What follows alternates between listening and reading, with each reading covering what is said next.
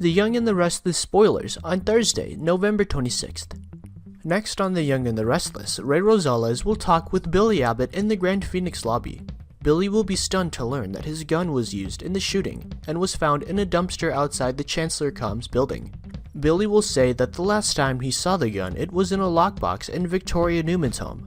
Once Ray goes, Billy will call Victoria to tell her about this development. Victoria will remind Billy about the break-in in her home 6 weeks ago. Victor Newman will walk into Victoria's home and he will quickly learn about the gun situation.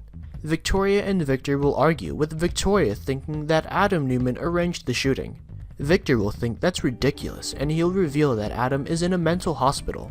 Victoria Newman evades an important question.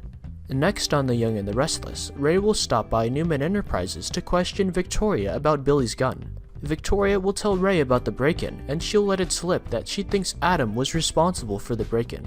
Ray will ask if Billy ever confronted Adam about the break-in, but Victoria won't answer. Instead, Victoria will extol all of Billy's virtue, just as Billy walks in. Ray will tell Billy not to leave town, and after Ray leaves, Billy will tell Victoria that he needs to get to the bottom of who's framing him. Over at the mental hospital, Adam will get a visit from young Adam. Young Adam will tell Adam not to fight the treatment and to accept help. Victor will arrive later, but Adam won't want anything to do with his father. Victor will tell Adam that he wants to help him get better, but Adam will rant and rave, and soon young Adam will appear to Adam while Victor is there. That will scare Victor, who will get the orderly. Adam Newman gets put in full restraints and shuts down. Next on The Young and the Restless, Victor will return to Adam's room after the orderlies have been there.